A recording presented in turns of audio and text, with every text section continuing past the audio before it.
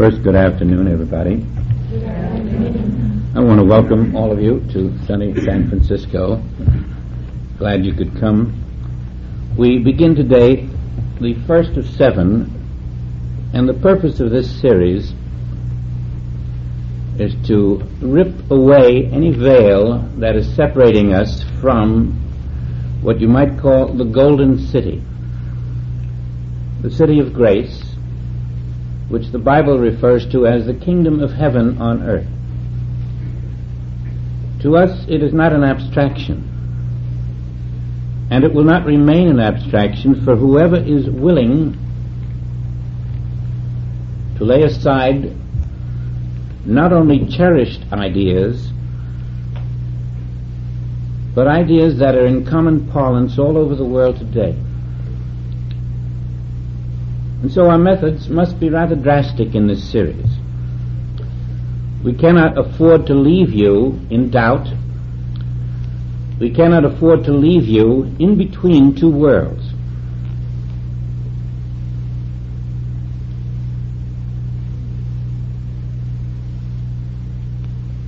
Paul, on the way to Damascus, was taken outside of mortality.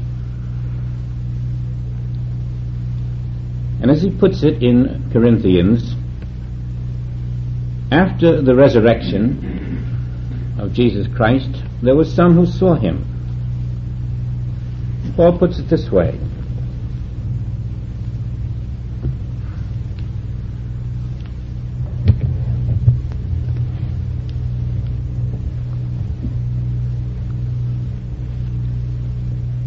then he was buried, and he rose again the third day according to the Scriptures. Then he was seen of Cephas, and then of the 12. After that he was seen of about 500 brethren at once, of whom the greater part remain unto this presence, but some are fallen asleep. And after that he was seen of James, and then of all the apostles. And last of all, he was seen of me, as one born out of due time.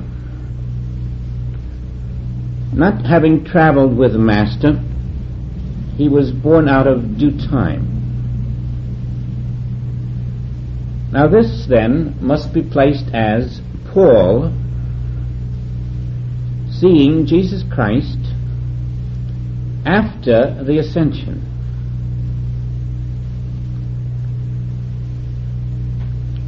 So it would not be impossible for anyone on earth today to see Jesus Christ after the ascension. But then Paul, having finally been accepted to some degree by the other apostles, went on to teach certain phrases that we have all accepted. The church has accepted them. They've been put into the Bible as spiritual law. And yet, for some strange reason, the church has not actually accepted the statements that they have permitted in the Bible. And as a consequence, very few people in the world have accepted the statements of Paul at certain places. You'll find that you have not accepted them either. Now, Paul tells us to be carnally minded is death. He says that in Romans. I want to read what precedes that, because it's going to be a very important part of these next 6 weeks following today. There is, says Paul, no condemnation to them which are in Christ Jesus, who walk not after the flesh, but after the Spirit. Now he's pointing out that if you walk in the Spirit, you are in the one. You're not in a karmic state. You're not in condemnation. But if you walk after the flesh, you are in a karmic state. For the law of the Spirit of life in Christ Jesus hath made me free from the law of sin and death. And here is a human being walking the earth saying that he is free from the law of death. How could that be? What has he discovered that makes him free from the law of death that you and I have not discovered? He's going to tell us. For what the law could not do, in that it was weak through the flesh, God sending his own Son in the likeness of sinful flesh, and for sin condemned sin in the flesh. Now all of this sounds very religious talk. But it isn't. It's esoteric talk, and you've got to look under it. That the righteousness of the law might be fulfilled in us who walk not after the flesh, but after the Spirit. Now let's get down to the line. For they that are of the flesh do mind the things of the flesh, they that are after the Spirit, the things of the Spirit. For to be carnally minded is death. Now that's translated carnally minded, and you can see that it could be translated just as easily, to be material minded is death.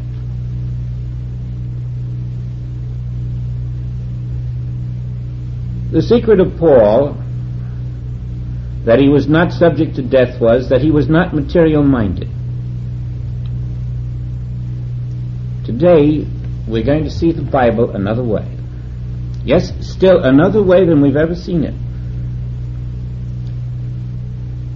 Science has helped us out by giving us a new phrase. Every school child in high school, college, universities around the world knows all about the atomic theory. Metaphysicians know about the atomic theory, theologians know about the atomic theory, and strangely, just about everyone accepts it. Even religion accepts the atomic theory in a sort of a fuzzy way.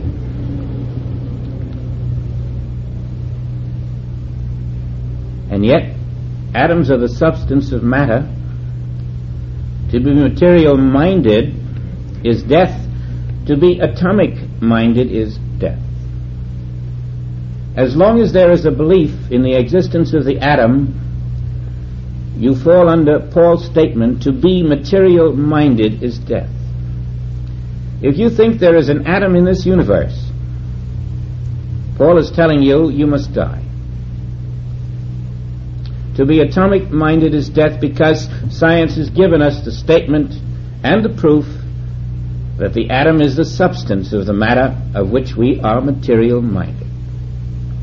And so we must come to grips today with the atom, and then you will see why the Bible, up to this point, has not yet fulfilled its function on the earth, but why it will. For 1800 years, there was no mention of the atom in the Bible. And there couldn't be any, because no one had discovered and proved that the atom was the substance of all things. And so as a consequence, no commentator on the Bible before the 18th century ever referred to the atom. And yet the Bible itself had said, the flesh profiteth nothing. And what is flesh, says science? Now, flesh is atoms. Therefore, the Bible was saying the atom profiteth nothing. The Bible had said, henceforth know ye no man after the flesh, and flesh is atom, so it could have said, henceforth know ye no man after the atom.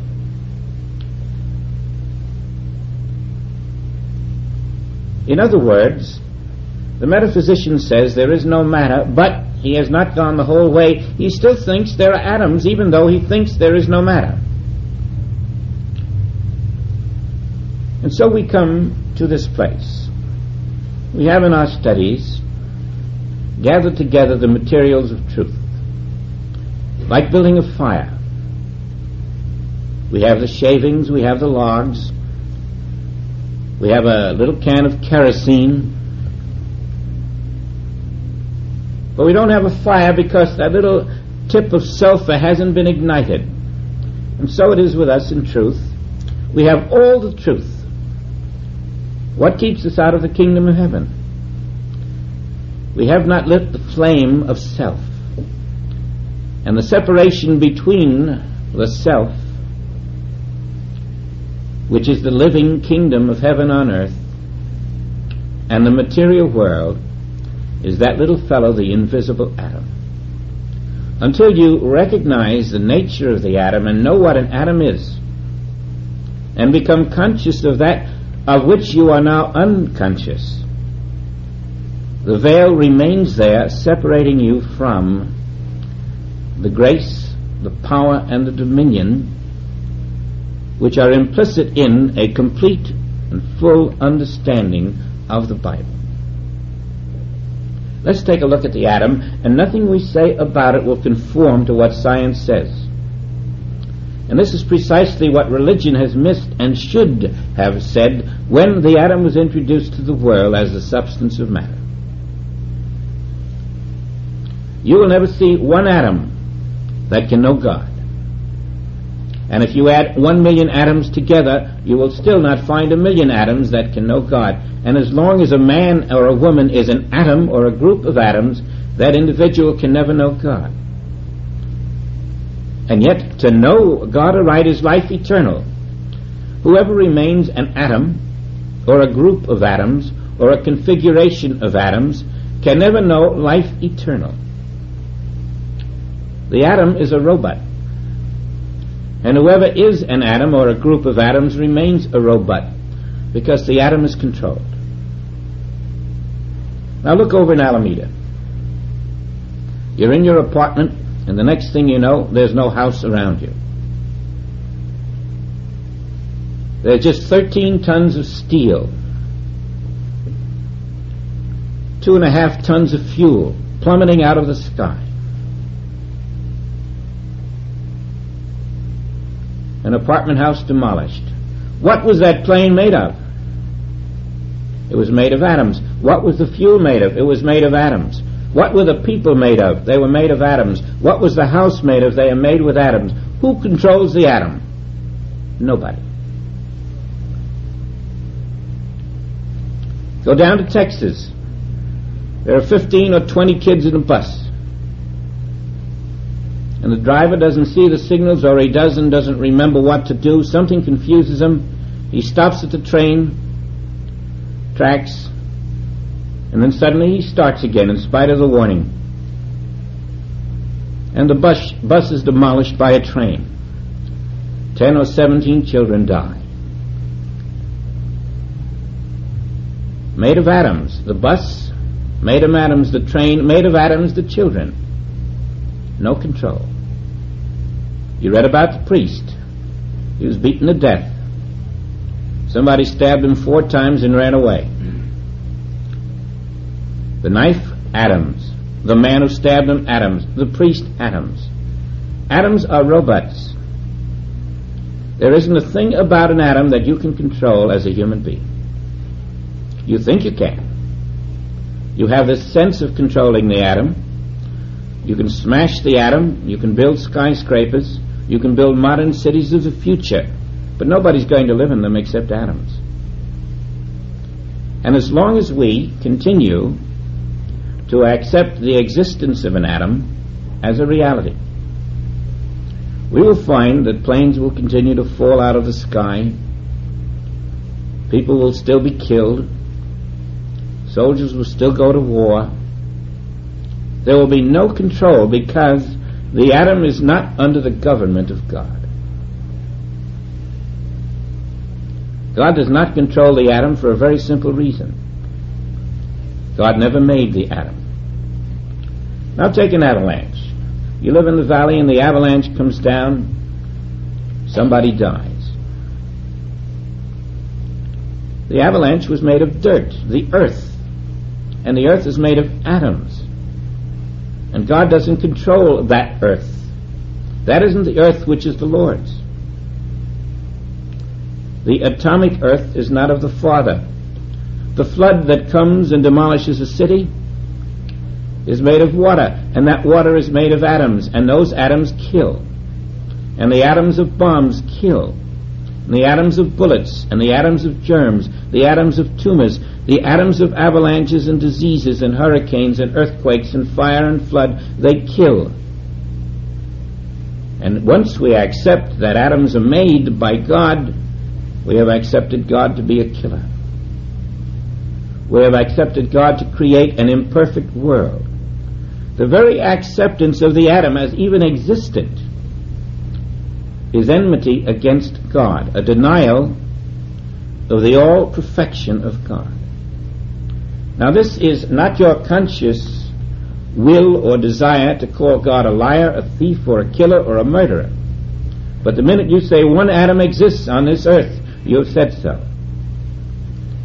And this is what is in the consciousness of mankind. In the consciousness of mankind, atoms exist. But in the consciousness of students who are looking for the kingdom of heaven on earth, every belief that an atom is real, that an atom exists, in spite of the logic of it and the reason of it and the sense perception of it, in spite of the world belief of it, in spite of the overwhelming evidence of science of it, if you wish to break the veil, you must step outside the atom. For you, it must have no existence. The atom profiteth nothing. Henceforth know ye no man after atoms. Atoms are grass. Atoms have no existence in God. Now, when you see that atoms kill, and you therefore know that atoms are not of God, you can go to the 3rd verse in John. God created all that was made. And you see, atoms that kill were not created by God, and therefore, because God created all that was made, the next phrase, that which God did not create has no existence. God did not create atoms, and therefore they have no existence.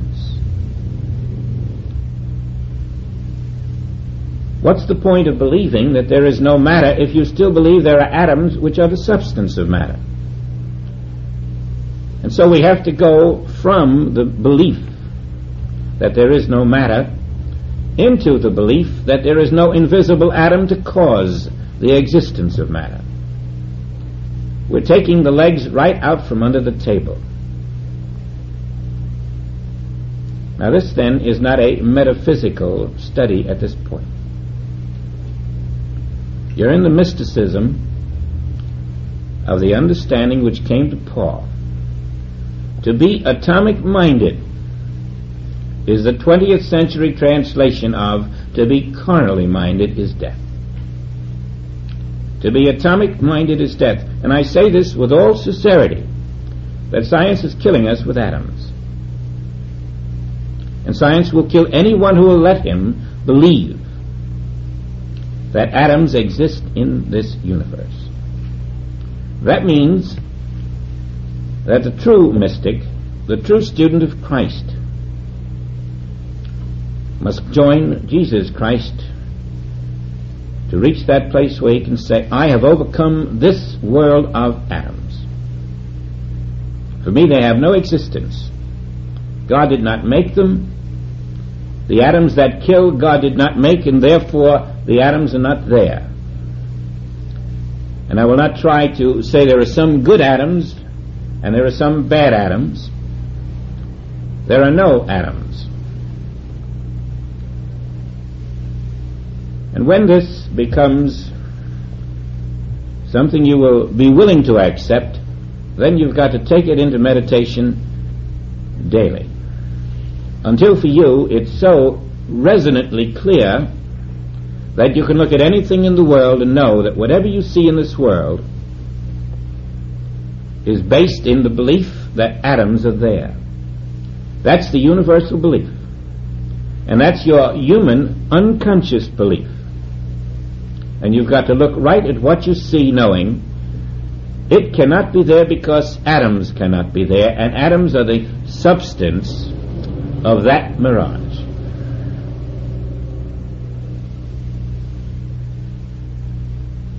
That is why mankind has not found the kingdom of heaven on earth.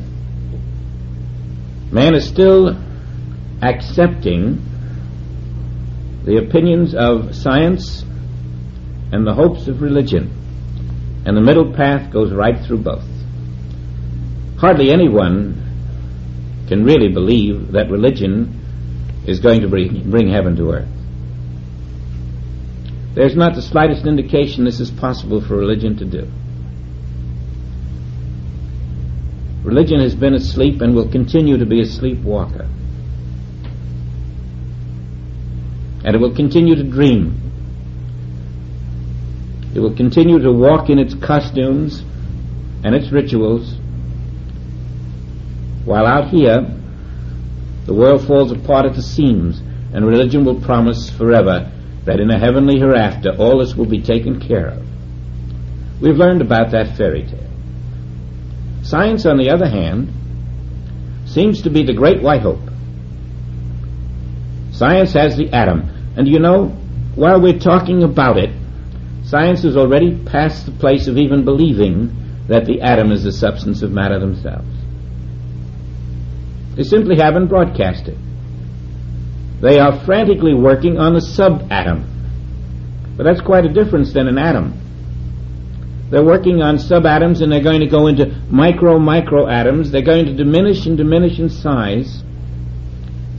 They're no longer under the belief that atoms are the substance. They passed that belief. And when they get a new belief, it's going to substitute for the old one, and then they're going to make a great hurrah about the next belief. This is the way it is. And nobody will say, but doesn't that disprove the previous belief you had? What was the substance of everything before atoms were discovered? We've all forgotten about that. And we'll forget about atoms when they get the next name for a new substance.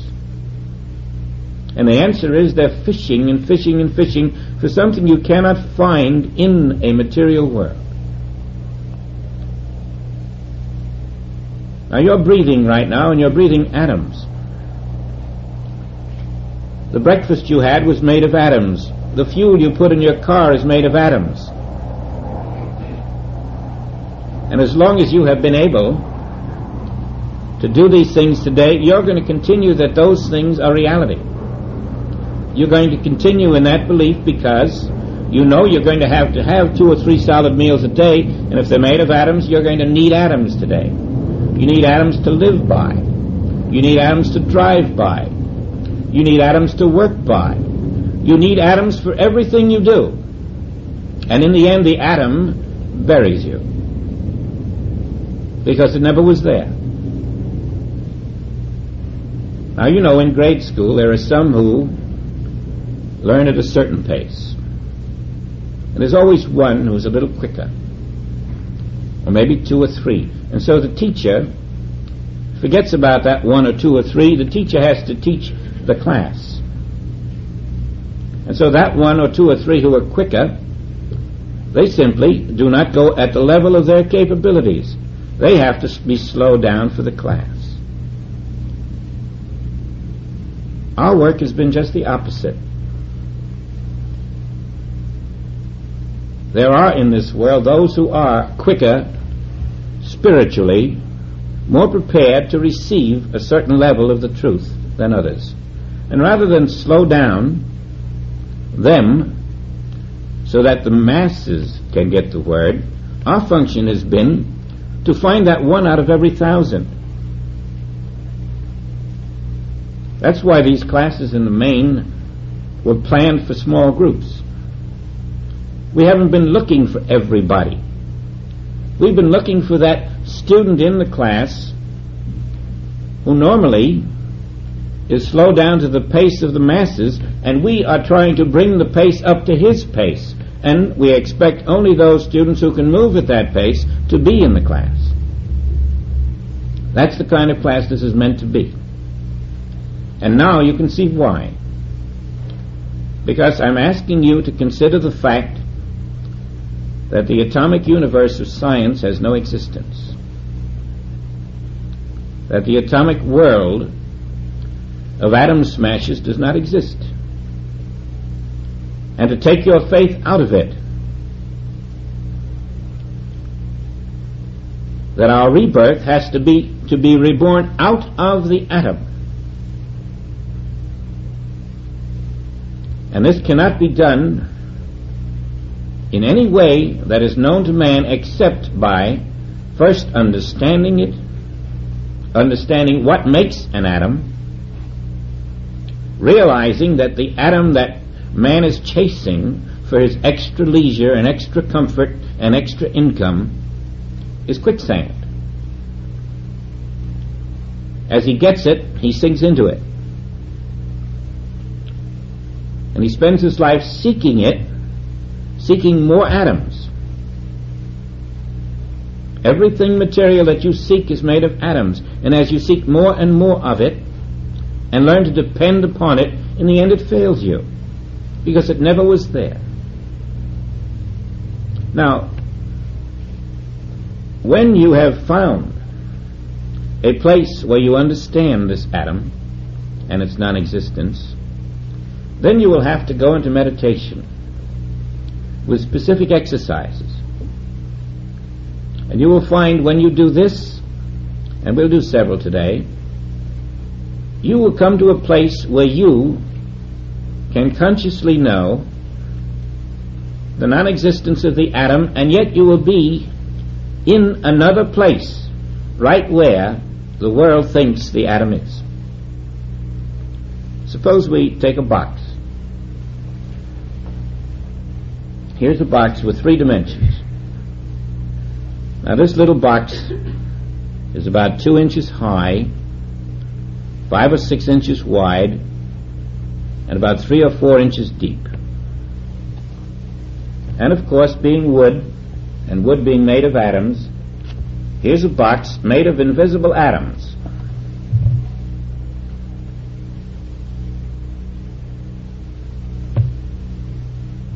You know God didn't make this box. I can burn it or step on it or shatter it. And yet, there it is in front of you. Now when you know that atoms are supposed to be the substance of this box, and God didn't make atoms, then your mystical question is, where is the box? When you remove the belief that atoms are here, is there a box here? And when you know that atoms cannot be here, can this have length and height and width anymore? Are not the dimensions gone? Can a box that is not here have dimensions? Do you see, it's all predicated on the invisible atom. If the invisible atom is here, then you're going to see a box. And you're going to accept the box. And you're going to accept the dimensions of the box. But once you take the legs out of the table, how can the table be standing if there are no legs? If there are no atoms, and atoms are the substance of wood, can there be a box here? Now I say to you, Jesus Christ says no, there's no box here. There's nothing physical. The message is that only spirit is here, and spirit is not a physical box. Now when you remove the dimensions of the box, the 3 dimensions, because you know that the box is not there, in that understanding you have found the 4th dimension. And that is the kingdom of heaven on earth. You cannot find the 4th dimension, the city that lieth foursquare, until you're ready to tear up your belief in the city that lieth threesquare.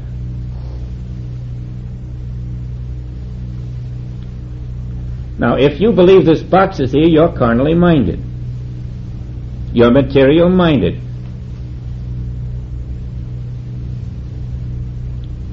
And to be material minded is death. Because as soon as you accept the box here, you've got to accept a physical body. You've got to accept a physical world. You've got to accept physical conditions like disease and death and disaster. They're just as physical as this box. You can't draw the line and say these are here and those are not. You've got to accept all of the disasters in the world and all of the germs in the world if you believe that box is here. Now, we believe that box is here for all of our lives and for all of our previous lives. And now we're coming to the place where the Bible has brought us. There is no physical matter on the earth. Now, when Joel writes a chapter, this is a spiritual universe, could it be any different than saying this is not a material universe? What's the difference how he says it? This is a spiritual universe, or he says this is not a material universe. They're one and the same. What's the difference if Paul says to be carnally minded is death, or to be materially minded is death, or to be atomically minded is death? One and the same. It's just that we have to put the pieces together and face them, and now you have to take a box like that, and you have to go into meditation about it.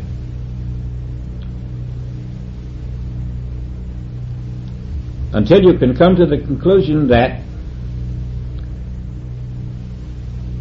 God did not make anything that is temporary, anything that can die, anything that is perishable, anything that is finite, anything that is separated from something else.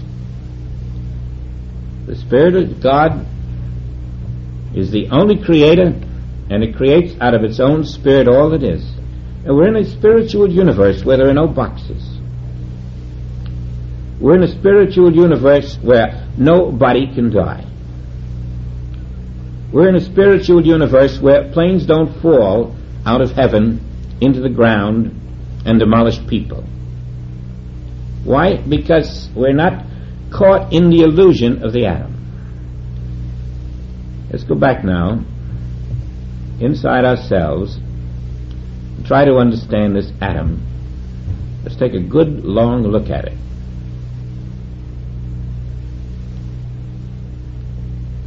There are some atoms that make up this box of wood. There are some atoms that make up the book you read. There are some atoms that make up the chair you sit on, the floor you walk upon.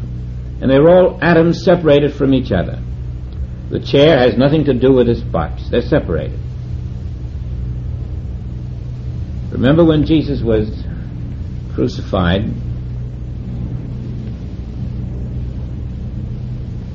how those who stood there, the soldiers, could not divide one garment because it was a seamless robe.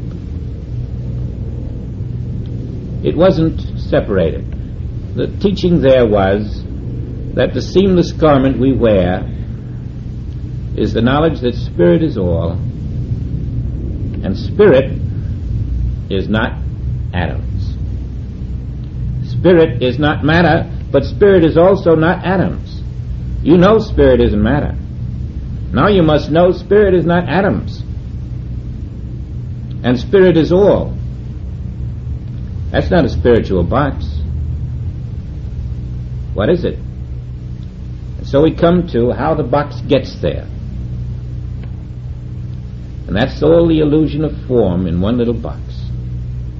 It's the illusion of your own form.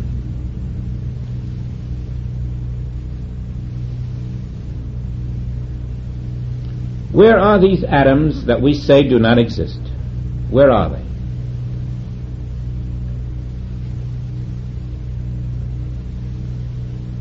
They're in the carnal mind. That's why to be carnally minded is death. And what is the carnal mind? There are two kinds of carnal mind, the universal and the individual. They're really one and the same. There is a carnal mind universal, and its thought is the atom.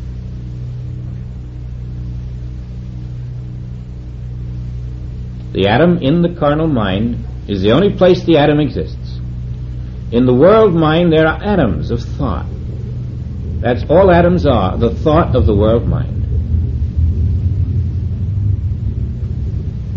And the patterns that move through those atoms reach your mind. And because your senses are atoms, your senses respond to the atoms all around you. The response of the atoms of your senses to the atoms around you makes the form. Everything you see is your response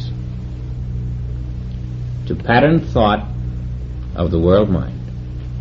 And the invisible building blocks of the atom enable you to form impressions which appear as the things you call material. In other words, there are 3 illusions, even 4, before you come to the box. There's the world mind, its thought of atoms, there's your mind, and your reaction to the world mind's thought of the atom. The world mind, the atom, your mind, and your reaction.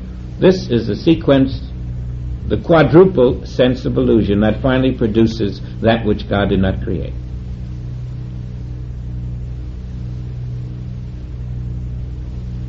And you may be a mother and create a baby. It's the same process. It's still the world mind, its thought called atoms, in patterns that reach the human mind and then are brought forth into an appearance, and we think it's out there. But if the atoms aren't there, the forms that we think are out there aren't there either. They are in the cosmic mind.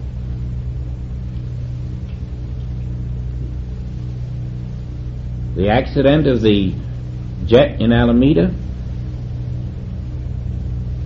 and the bus being hit by a train in Texas are the same accident. You don't see them as one accident because they come in different places and different times, but it's like a meteor traveling through the sky, and fringes of the tail fall off here and fall off there. They may come in different areas of the country, but they're all off the same meteor. And everything that happens in this world comes off the same illusion, the same cosmic illusion, the same cosmic mind which engulfs everything that walks the earth. In short, we are walking as atoms in atoms, and this is the tune. There are no atoms out there.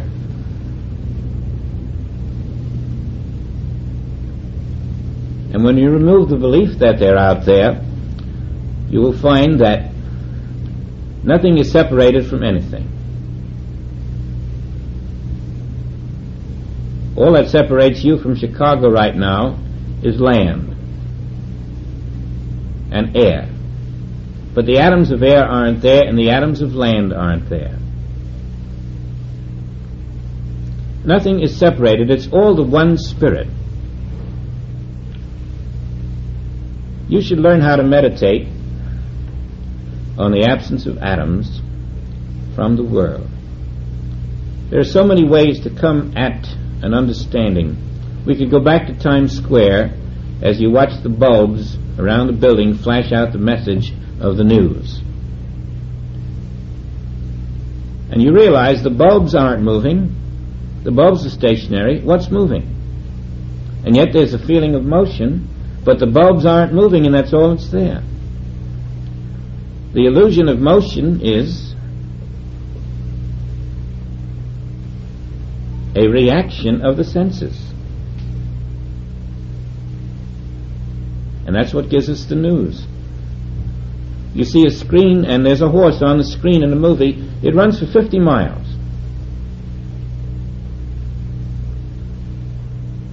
Now, how can a horse run for 50 miles on a screen that's only 50 feet wide? You're willing to accept it. The screen is 50 feet wide, and if the horse ran for 50 feet, it would be off the screen. But it runs for 500 miles or 50 miles, and we accept it. Now come out here in this world of atoms, and it's the same illusion. We're willing to think we're doing all these things.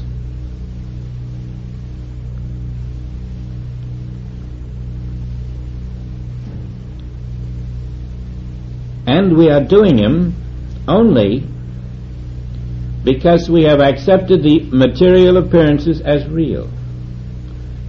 They are made of the cosmic illusion called atom or the mist.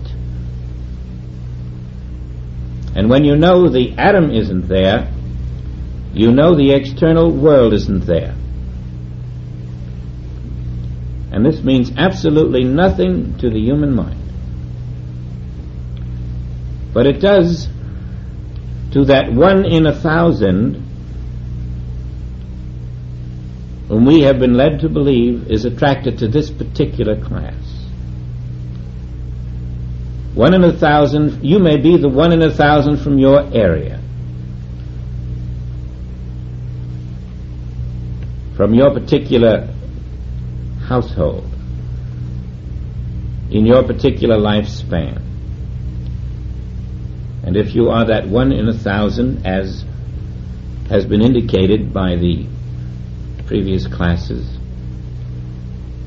then for you the meaning of there are no atoms out there becomes the basis for a way of life.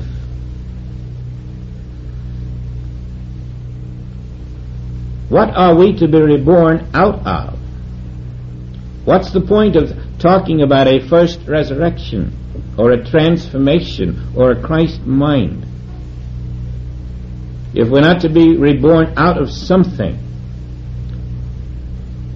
You see, it has always been the invisible atom we're to be reborn out of.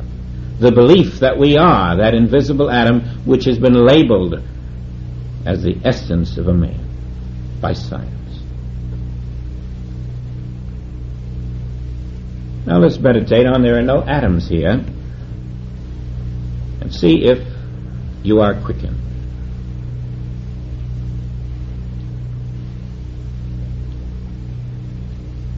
I found it necessary to practice this many, many times. But from it came a great peace, a great assurance, a great certainty.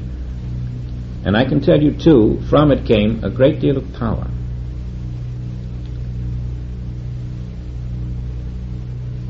Because once you can rest in the assurance that the atom is not here or there, you have found the unconditioned, unconfined universe of spirit. You are way ahead of every Nobel Prize winner in the world. You are out of the ignorance of science and religion. You are out of all the dismal failures that have been brought into this earth by well-meaning souls trying to help mankind. And you're doing it the Christ way. Not what would be reasonable to a human mind, but you're refusing to live in that which God did not create. There are no atoms here. There are no atoms anywhere. And therefore, all things that allegedly are made of atoms are equally non-existent. That's how you will find the capacity to come above the belief that matter has reality. The invisible substance of matter does not exist. And then the carnal mind to you will be exposed as a fraud. The universal belief in matter will be exposed as a fraud. You will find yourself in not a material consciousness, but released into your spiritual consciousness.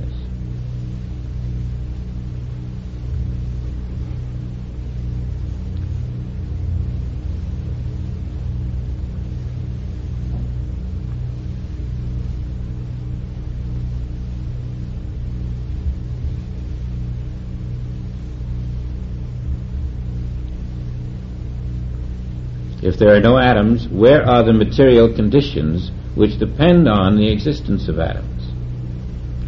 They are equally non-existent.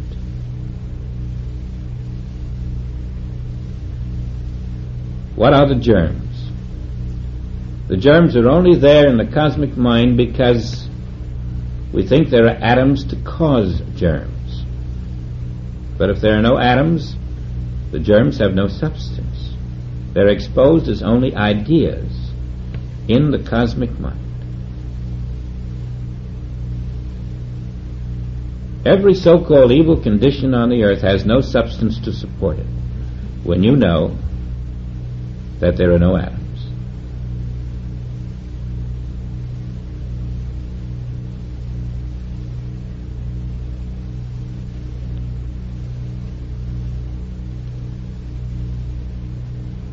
And when your consciousness has no atoms, you have found that infinite vacuum which is filled by the Spirit. If you had a quart pitcher and you had a quart of orangeade and a quart of lemonade and wanted to pour them both into the quart pitcher, it couldn't be done. So it is with Spirit. If you have atoms in your belief, there's no room for the Spirit to fill your consciousness. You can't fill your consciousness with spirit and matter, with spirit and atoms. And so there must be a conscious routing out of what had been the unconscious acceptance of the existence of atoms. When you consciously route out that unconscious acceptance and knowingly refuse to accept the belief that atoms are the substance of anything in this world, you will find a light begins to dawn. You will find the Christ mind begins to come over the horizon to take its place as your mind. You will be able to see why the Christ could appear where a storm was, and without thought, knowing the non-existence of a substance to make a storm, could remove the appearance of a storm, could appear in a room where there is death to a 12-year-old and know there is no atom there to make a 12-year-old die, no atom there to make 12-year-old bodies, only spirit being there. There is no substance to cause death. There is no substance there to die. The atom is non-existent. All that is there is the Spirit of God. That consciousness unveils the non-existence of the atom, and life flows. That's the same consciousness that said, "You cannot bury me," because you were not looking at a body made of atoms.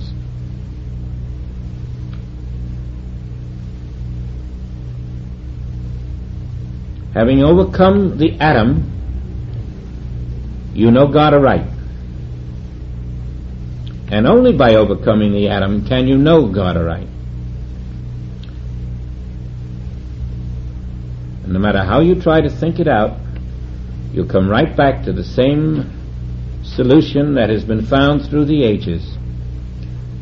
You must go back into the deep womb of silence, there to let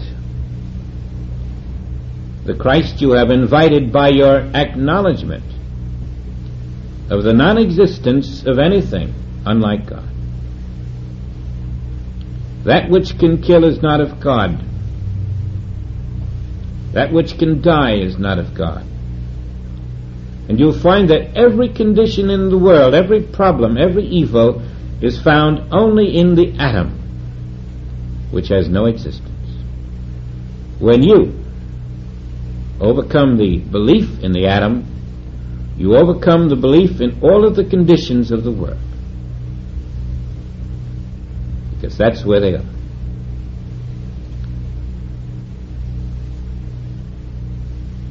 On your first meditation about there are no atoms out there. You may not find anything startling happening, or on your second or third.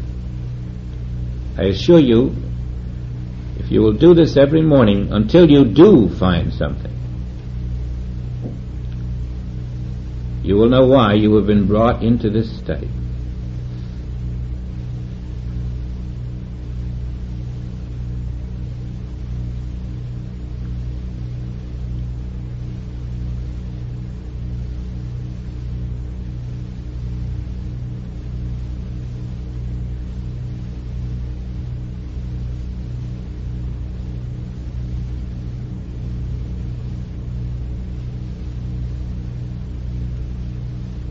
Now it should be clear then that what we are now recommending is contrary to everything that science teaches in the world today.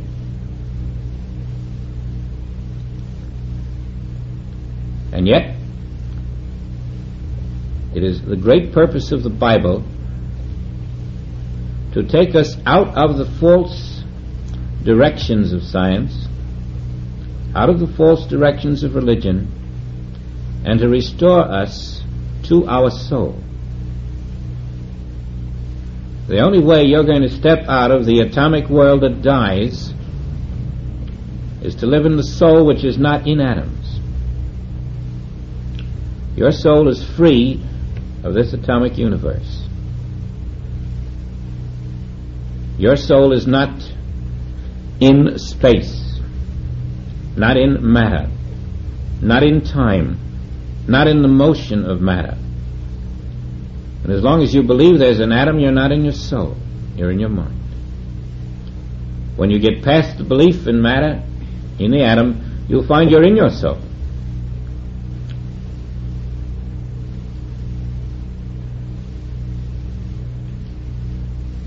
And this opens you to reality. Now, there's a sequel to this. To be carnally minded is death. But, says Paul, to be spiritually minded is life.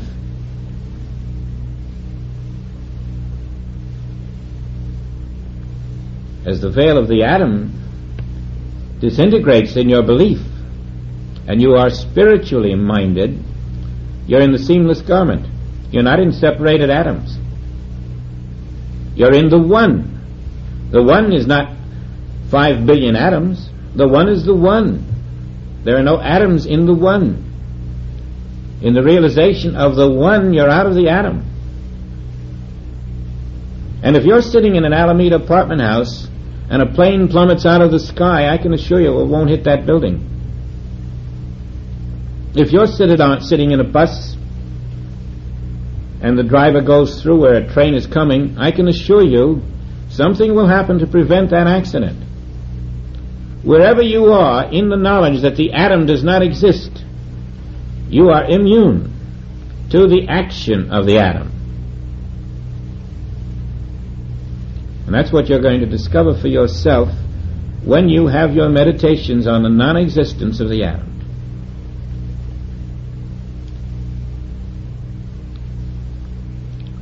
You will find that those who suffer in this world are suffering from their unconscious belief that the atom exists. They don't even know that they believe it. Never gave it any thought. Just took it for granted. And when you take yourself out of that unconscious belief, I believe you will see very pleasant and startling things happen in your life.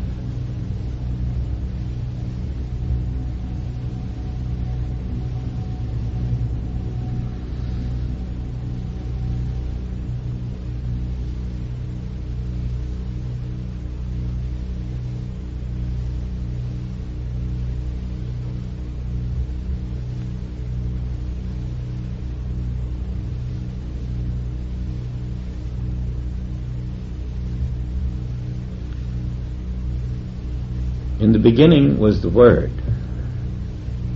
and the Word was life. The Word was God, and God was the life. But you see, that's only a translation.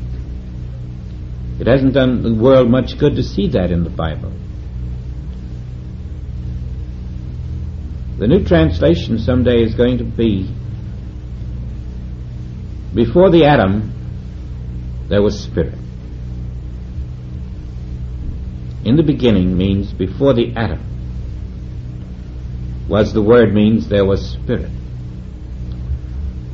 Before atoms came into the consciousness of man, there was the spirit. And we must go back before the beginning. Because before the atom, I am.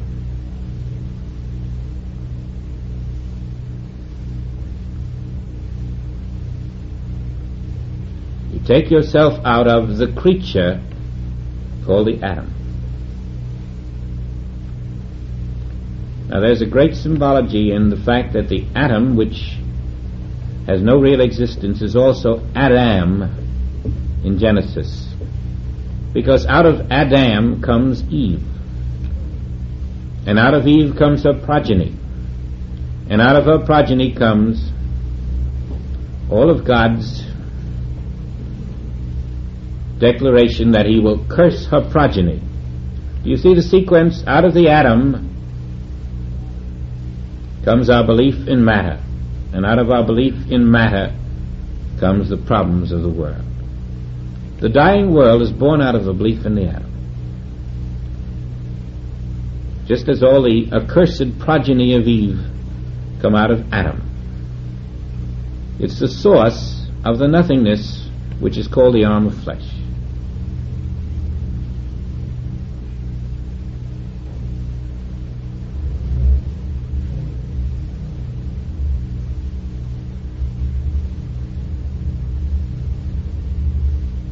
I also believe that with this knowledge and the practice of it, you will quickly find another level of the healing consciousness for yourself, for those who come to you. It is definitely going to prove to it be a new landmark in our work. There are no atoms, and you're required to know this in order to come into the Christ consciousness. To practice this, you cannot serve the belief that there are atoms and serve God too. That's serving two masters, the spirit and the atom. You can only serve the one master to find your life eternal. And so I'm going to recommend that each morning our meditation be, there are no atoms.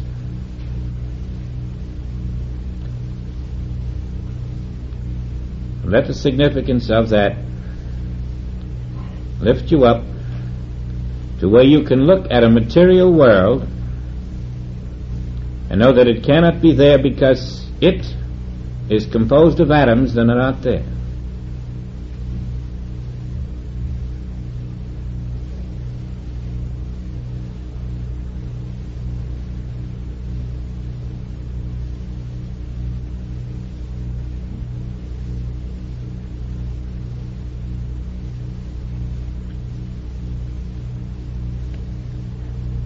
This is a good time to pause, collect ourselves, and then we're going to put our knowledge to the test in the second half.